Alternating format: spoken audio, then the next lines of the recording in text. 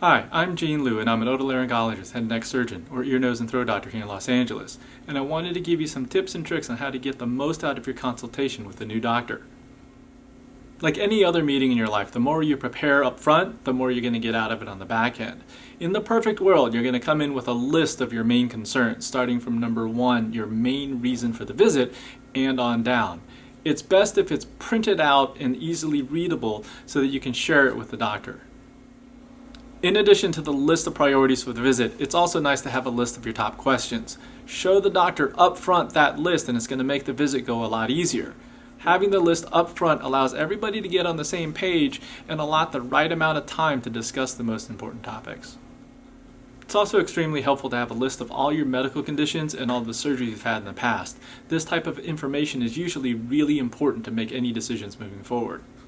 Additionally, you want to come in with a list of all your medications, not just the name of the medicine, but also the dose, how often you take it, how long you've been on it, and the reason you're on the medication to begin with. It's also important to have a list of all your allergies to medications, not just the name of the drug, but the type of reaction, so specify if it was a rash or hives or anaphylaxis.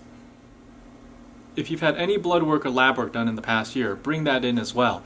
Whether you think it's related or not, the information might be useful. If you've had any imaging studies done, ultrasound, MRI, CAT scan, PET scan, make sure that you don't just bring in the report, but you also bring in the images. Almost every subspecialist in any field is going to want to look at the actual images or pictures themselves. The report is somebody else's interpretation or description of the picture. It's a lot better to have the picture. It's also extremely important to bring in the full pathology report for any biopsies that have been done. Just having the name of what you have isn't going to be as useful as all the detailed information that's in the full pathology report. It can make a huge difference in deciding what to do moving forward.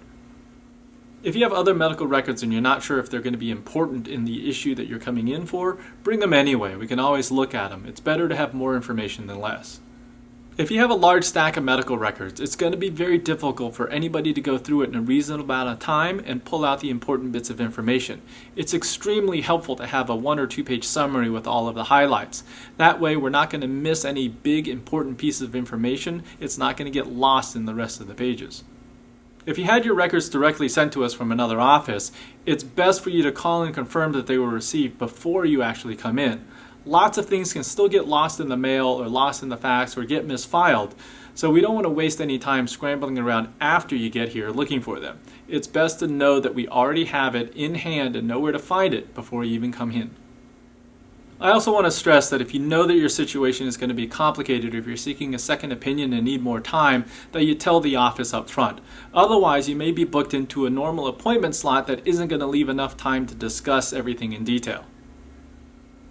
Also, if you want to save some time during the visit, most offices have intake forms that you can fill out even before you come in. Our practice has it on our website, but even if you are going to see somebody who doesn't have it available, you can ask them to email them or fax them to you. It's also very important for anyone who's going to be involved in the care to be at the appointment at the same time. That way everyone can be in the same conversation and have the same understanding of what's going on. When 1 or 2 people are missing and there are a lot of emails and phone calls on the back end, it's never the same. At the time of the visit, if someone who's going to be involved in the care or wants to be a part of the conversation isn't available in person, then make sure you let somebody know and we can try to get them on the phone during the visit. Again, this saves some back-end phone calls and emails and makes life a lot easier for everyone.